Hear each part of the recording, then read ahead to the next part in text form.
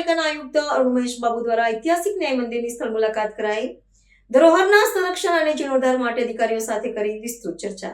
વડોદરાના ઐતિહાસિક વારસાને જાળવી રાખવાની દિશામાં એક મહત્વપૂર્ણ પગલું ભરતા વડોદરા મહાનગરપાલિકાના આયુક્ત અરુણ મહેશ બાબુએ આજે શહેરની મધ્યમાં આવેલી અત્યંત ભવ્ય ન્યાય મંદિર ઇમારતની પ્રત્યક્ષ સ્થળ મુલાકાત લીધી હતી।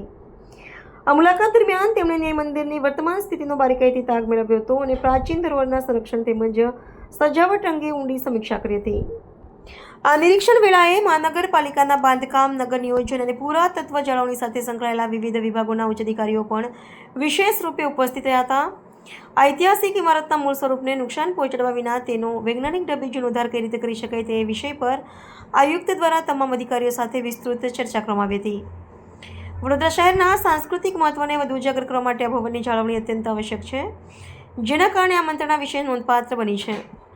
આગામી સમયમાં ન્યાય મંદિર અને તેની આસપાસના વિસ્તારને એક સુંદર વિરાસત પથ તરીકે વિકસાવવાની વહીવટીતંત્રની નેમ છે। મુલાકાતને અંતે આયુક્તે સંબંધિત વિભાગોને ન્યાય મંદિરના પુનર્નિર્માણ અંગેની સુવ્યવસ્થિત કાર્યયોજના સત્વરે તૈયાર કરવા માટેના દિશા નિર્દેશો આપ્યા હતા। નાગરિકો અને ઇતિહાસ પ્રેમીઓએ પણ વહીવટીતંત્રના હકારાત્મક અભિગમને ભારે આવકાર આપ્યો છે, જે દર્શાવે છે કે ટૂંક સમયમાં જ વડોદરાવાસીઓને આ ઐતિહાસિક ઇમારત તેના નવા અને આકર્ષક રૂપમાં જોવા મળશે। ડિસિશન તો નથી લીધી આપણે હેરિટેજ સેલ જે એક્ટિવેટ કર્યું છે આપ જાણો છો વડોદરા મહાનગરપાલિકામાં ઘણા દિવસો અને વર્ષો પછી હેરિટેજ સેલ કાર્યરત કરવામાં આવ્યું છે અને પહેલા તબક્કામાં અમે માંડવી ગેટ અને લાલકોટની કામગીરી શરૂ કરી દેવામાં આવી છે। આજે લાલકોટની જે ફર્ધર એક્ટિવિટીઝની રિવ્યૂ મિટિંગ પણ રાખ્યું છે અને માંડવીમાં પણ કામ શરૂ કરી દે છે, પણ એમની જે લંબાઈ સમયગાળા આપ્યું છે એને ટૂંકામાં પૂરું કરવા માટે તાકીદ આપ્યું છે, એટલે જે કન્સલ્ટન્ટ અને જે કોન્ટ્રાક્ટર્સ એમને પણ બોલાવવામાં આવી છે। એ હેરિટેજ સેલના ટીમ સાથે મિટિંગ પણ કરવાના છે।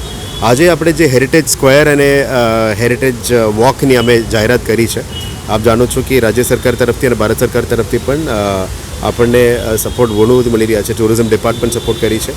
અહીંયા સુરસાગર આરતી માટે પણ જે પ્લાનિંગ છે એ પણ અમે આગળ લઈ રહ્યા છે, એટલે ટૂંકા સમયમાં સુરસાગર આરતીનું કામ પણ શરૂ કરી દેવાના છે।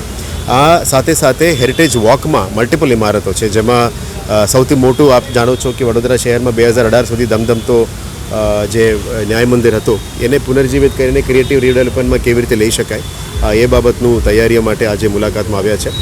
હેરિટેજ સેલ દ્વારા જે પ્રપોઝલ છે એને પણ ઇવેલ્યુએટ કરીશું। ભારત સરકારના મિનિસ્ટ્રી ઓફ કલ્ચર, ગુજરાત સરકારના મિનિસ્ટ્રી ઓફ ટુરિઝમ સાથે પણ અમારી ચર્ચા છે, એટલે હેરિટેજ વોકને જે અત્યારે ઘણા બધા ટીમ્સ હેરિટેજ વોક તો કરી જ રહ્યા છે, વીકલી મંથલી કરી રહ્યા છે, એને આગળ કેવી રીતે લઈ જઈ શકાય અને મોટું સ્કેલમાં વીએમસી ઓર્ગેનાઇઝડ પણ કેવી રીતે કરી શકાય એ બાબતની તૈયારીઓ માટે આજે મુલાકાત લીધી। ઉપરથી પણ વ્યૂઝ પણ અમે જોયા છે। સાથે સાથ ન્યાય મંદિર, લાલકોટ, પછી જે ચિમનાભાઈ ટ્રસ્ટના જે મ્યુઝિકલ બિલ્ડિંગ છે, પછી MS યુનિવર્સિટી મ્યુઝિકલ કોલેજ છે, આગળ ગજરા કેફે પણ છે, ચારો ગેટ છે આપણા, એ બધા ઇમારતો, સેન્ટ્રલ લાઇબ્રેરી બધાને હેરિટેજ વોકમાં લાવવાની અને જે સર સયાજી ગાયકવાડ III અને બાકીના જે શાસકો હતા જેને પણ કોન્ટ્રીબ્યુટ કર્યું છે વડોદરામાં અને હેરિટેજમાં કયા કયા સ્ટ્રક્ચર્સને અમે લઈને એની ઓરિજિનલ ગ્લોરીમાં લાવી શકાય એ બાબતનું તૈયારીઓ અમે અત્યારે કરી રહ્યા છે। આવનારા દિવસોમાં ન્યાય મંદિરને પણ કેવી રીતે પુનર્જીવિત કરવી એ બાબતનું તૈયારીઓ પ્લાનિંગ કરી રહ્યા છે।